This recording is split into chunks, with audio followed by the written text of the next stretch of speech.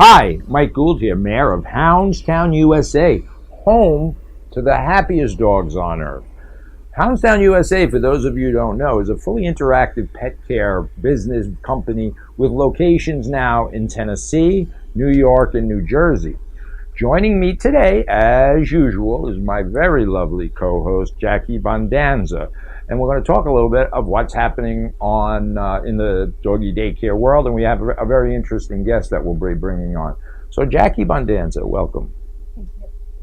Tell everybody out there in podcast land what's going on with Hounds Town, USA. Well, we have obviously 5 great locations that are open and operating right now in Ronkonkoma, Island Park, Port Jefferson, Farmingdale, and Deer Park, and we're going to be opening soon in Hicksville and Mineola, as well as you said, Nashville and 2 locations in New Jersey. So we're really expanding, but you know, the heart of Hounds Town is here on Long Island. We're a Long Island business, and our corporate location, Hounds Town Ronkonkoma, is managed by Ashley. She's our manager over there. She's been with us for about 4 years. Let's now. Introduce her. So joining us now is Ashley 2.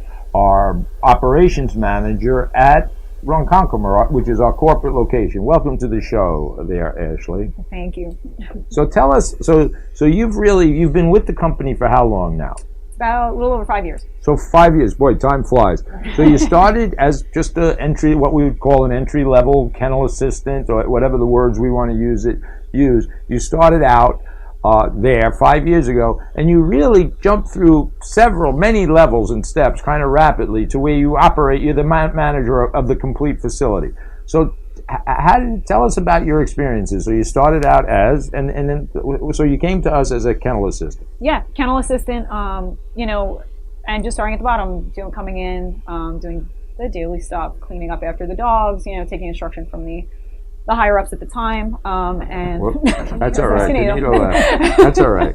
And then going up towards, then started answering phones, and we went up the scale as far as that, and more responsibility into dealing with customers. And I think as the franchise grew at that point, we learned how to better deal with the customers, and just communication wise. Right. And So it's interesting because you're one of few people that actually have achieved that level. So I think a lot of times people think of doggy daycare as some place where you go and play with dogs, and there's not a lot of things happening. But as you well know now, behind the scenes, and that's what I kind of want to talk about today, is what really goes into doggy daycare. It's really not that simple. So what, from the very beginning you started, what was the most challenging things that you've dealt with? For me, honestly, it's probably managing, dealing with the customers and then their relationships with the dogs, and then, just learning dog behavior with no prior really experience besides just owning dogs your whole life. Going from that now to dogs interacting in play groups out of their, normal environment is definitely something that, it does take a little bit of time, I think, to learn.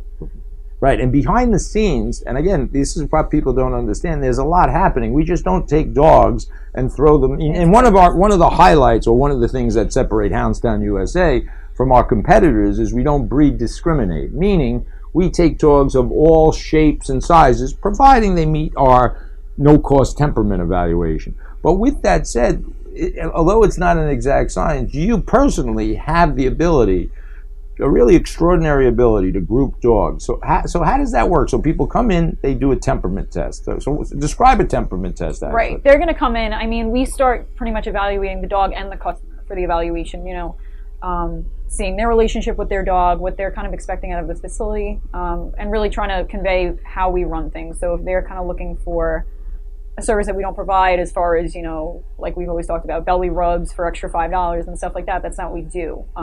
We're really trying to benefit the dog more of a mental level of getting them out of being at home all day.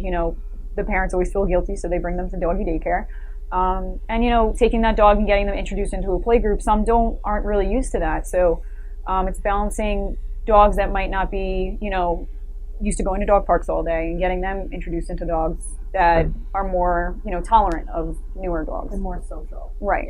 So there's a socialization process that happens behind the scenes when the dog comes. I mean, we have obviously like the front end where we have the interaction with the customer, but then on the back end, a lot goes into finding the right group for certain dogs, we group based on size and temperament and energy level. Right. So it can take a lot to manage Yeah, like definitely. all of these different groups and to find the right group of friends Right. for each dog. Absolutely. And one of the interesting things Ashley said is we really are evaluating the customer too, because if the customer's expectations are too high and we can't provide the service, we want to be very honest about that. And that is what we attribute to our success. So we're really bursting at the seams, very frankly, we're breaking records every day, every week, with the amount of dogs we have in our facilities. And the reason for it, I obviously know it's for folks like Ashley that really understand the animal behavior, and understand that we have to be honest, so we don't upcharge for belly rub, bottled water.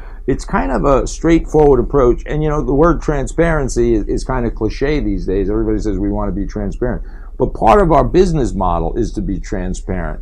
So when you're evaluating humans with their dog, what are you looking for? Like, what would be things that would just make you pause a little bit about either a customer or a dog? What would be the behaviors? Honestly, them looking at a different dog, as far as if it was a pit bull or something like that, and them stereotyping a dog is always, definitely a little shy off for us, just because they don't understand that dogs are dogs, and just because it's a different breed means it's a different, it's like an alien on a different planet, that they're acting completely differently. They're not. They're all dogs. They all behave the same way. Malteses hump just like some pit bulls might. So that's always a flag. I mean, and how attached they are to their dog. If we can't have a conversation with them and they're constantly touching and picking up their dog, that's also a flag for us too. That there's a lot of anxiety more on the human than it is the dog. And that's don't you see I've seen this when I've been in our corporate place.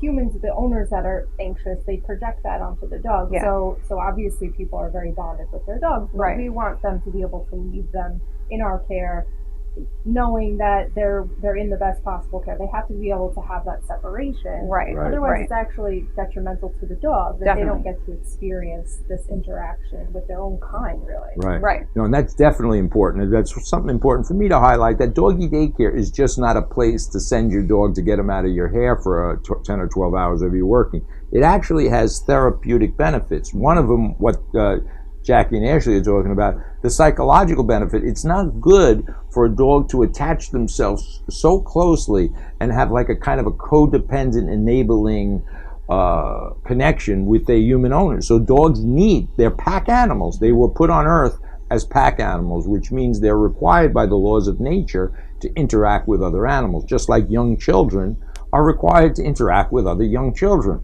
So that's important, and I definitely, what always ceases or never ceases to amaze me is the fact that the people see their dogs maybe barking at the neighbor's dog in the backyard, and they kind of already label him as aggressive.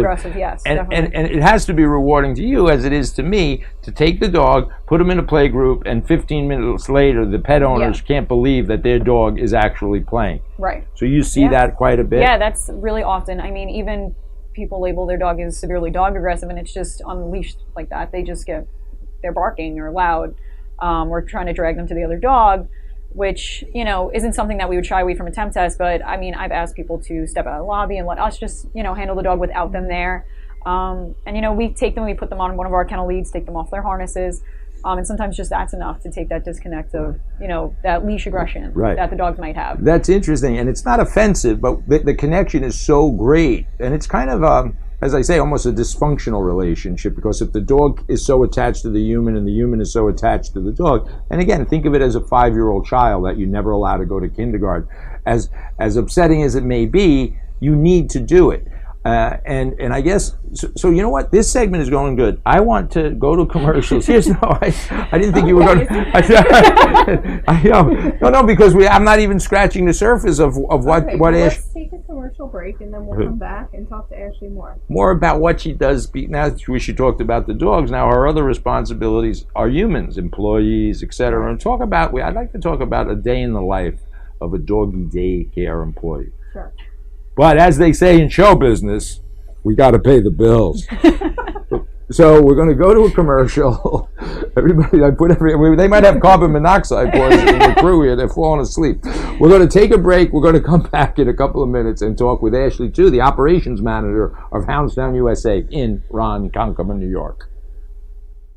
Hi, Mike Gould here, Mayor of Hounds Town, USA, home to the happiest dogs on earth. We have fully interactive doggy daycare, safe and secure overnight camping, professional grooming, expert training for your dog.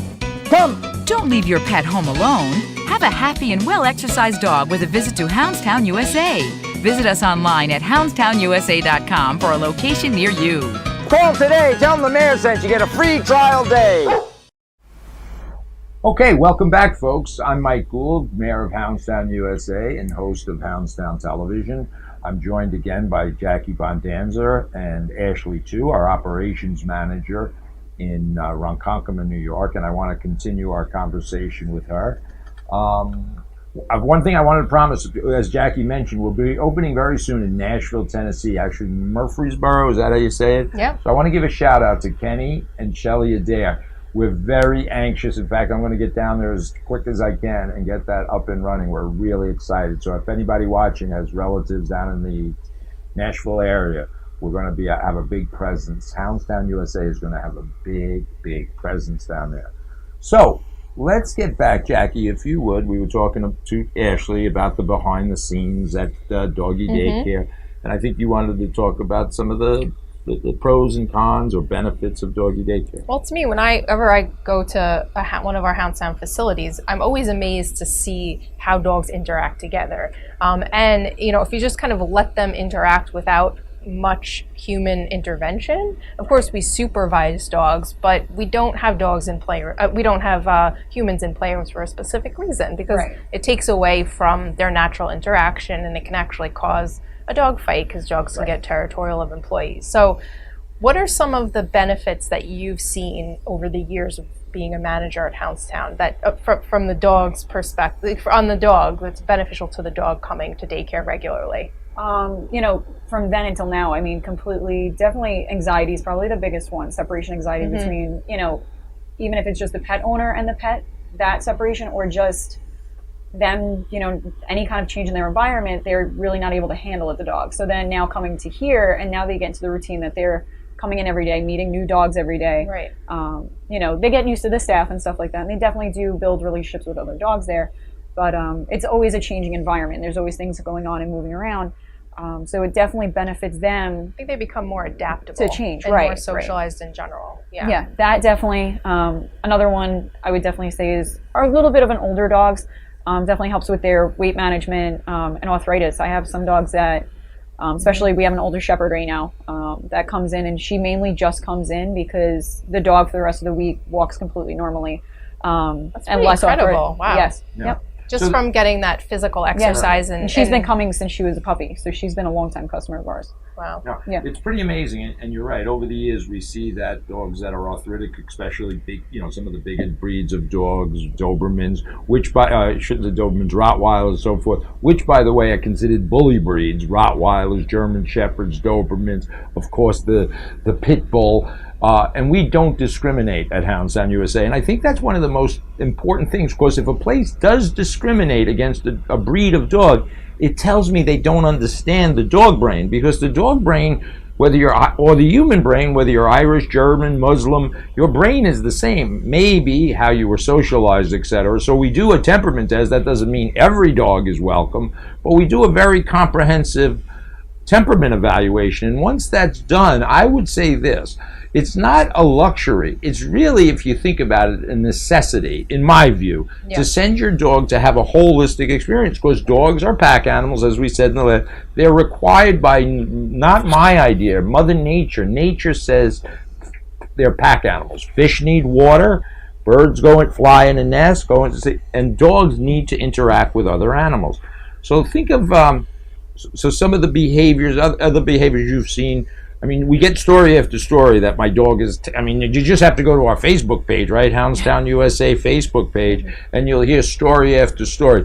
You also do some kind of what I consider corny things that are kind of, you have parties, you know, to me that's a little like a whole other element, because I look we don't, you know, I think we're a pretty straightforward pet care provider, we don't, like Ashley said in the previous segment, we don't upcharge for things, belly rubs and bottled water. We are a straightforward service. You drop your dog off at 6 a.m. He's gonna play. He's gonna, like you say, hump, jump, and dump, and that's it. People want just to pay for what they're gonna get.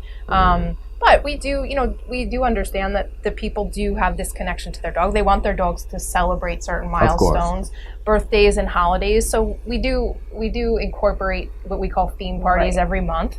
And it's pretty funny. We just had a Valentine's Day dance in February. We have a St. Patrick's Day paw wade in March. Clever. So it's fun for the dogs to But of course there is that human element of it, and our customers are anthropomorphic. So look that one up, folks. But yeah, so we do address their need. But I think fundamentally though, and I know what separates us from our competitors.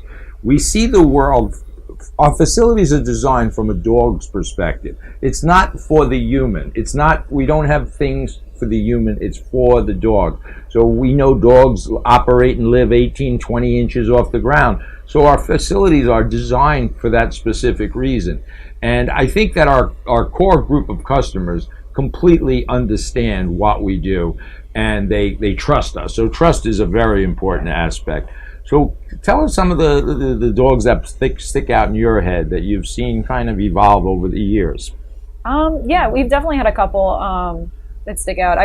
We had an Australian cattle dog that he works a lot, and he does. He's very bonded to the dad. Yes. Who is it? The Australian dog doesn't work a lot. No, the dad does. The dad does. Yeah. But he does. Yeah, he was taking him to work with him, and it was a lot because he's trying to work, he's driving. Right. And the dog is very bonded to him, and he knows that he can leave the dog, and he doesn't have that separation anxiety when he leaves him with us, and he runs in the door barking every day, and stays with us all day, and goes home at night and is tired, and he can sleep from driving all day. Right. And it definitely benefits both of them. So our human client base, I mean, it really spans the spectrum of occupations: cops, firemen, teachers, anybody who's worked construction people that their schedules are a little unpredictable. So what we like to say is Hounds Town USA makes pet care possible, and you don't need an accountant to figure out your bill. So many of our customers come from other pet care facilities, whether they're the corporate ones, the big box pet care facilities, or even the mom and pops. People's, I guess, burning desire, entrepreneurs, is to, make money. They do it at their own peril, because if I wouldn't think of charging a customer $1 for bottled water. Right. I wouldn't think of charging money. The one that gets me is the medication. Like, they charge $1 a pill, like extra if your dog has to get it. But all you're doing is the employee's just dropping the pill into the food. So why would you charge a customer for that? That's just, so we don't do any of that. We will give you your dog's medication for free, happily. We will give your dog a belly rub for free, happily. I mean, we're not going to charge for these extra things. To me, these are unthinkable. I think that our customers appreciate that about us. Don't you think so? Yeah, no. I've even had people come in and they try daycare out in the city and stuff like that, and the places are actually charging them to use their own food, not even use the pet care provider's food. That if they want to bring their own doggy daycare food in for overnights, they have to actually be charged, and then they'll give them the spiel that it's not good to change the diet, so you have to bring your own food. And then they're going to charge them for it anyway. Yeah. So it's kind of crazy. Just crazy. And I know our customers, we don't insult their intelligence. So if you go to a place and you need, as I said, an accountant to figure out your bill, maybe the daycare fee is $25 or $30, but at the end of the day, you're really paying $42, or your weekly bill is like, you have to question that. And to me, again, this isn't a promotional thing, it's an insult to your intelligence, right? So our customers are, I'd like to say, kind of blue-collar working people that come, and it's for many of them, it's a necessity. It's not a luxury. They just frankly couldn't have a dog, except for Hounds Town USA, our hours, etc. And Jackie, now you've been on board. Now you used to go to a different dog. You cheated on us, and you went to a competitor. Know about you cheated on us. Hounds Town wasn't in the city where I lived, so I used to you be were a one customer of those. at another pet care facility, and I just like Hounds Town better. I mean, I liked it so much I quit my job and started working here. So I mean, that's like no better of an endorsement. But it's just a more down to earth place. I just find, I didn't think I had a dog that was aggressive. I didn't think my dog could go to Doggy Daycare, and I was shocked by the transformation that she made really quickly, just by interacting with other dogs and having that opportunity to socialize. So I've seen it myself. So and when I'm there, I see the customers. It can be emotional if you have a dog that a vet tells you needs to be put down or can't interact. I mean, that's a horrible fate for a dog. And to see then the dog come to us at Hounds Town and be able to interact and it's just so striking that would be so misdiagnosed that it would almost threaten the dog's life. Right. To me, it's just... Could you imagine if you brought your child to a school and they wouldn't accept him because he was Irish or whatever religion or nationality? You would be appalled. Yeah. So this opens up the door for all of those pet owners. I mean, I don't know the percentages, but we have a large percentage of bully breeds. Oh yeah, bully breeds, definitely. And we do a great job in managing them. So with that said, this has been some great segments, and I enjoyed it. It's actually, we need another episode. But anyway, if you want to know anything about this and question what we're doing, so what's the old saying, an educated consumer is our best customer? I'd like you to go research, go to our competitors, then go to houndstownusa.com, go on our Facebook if you want to see our loyal following, and every question that you've ever wanted to know about pet care and doggy daycare can be found there. Again, I'm your host, Mike Gould from Hounds Town TV. See you next time. Thank you.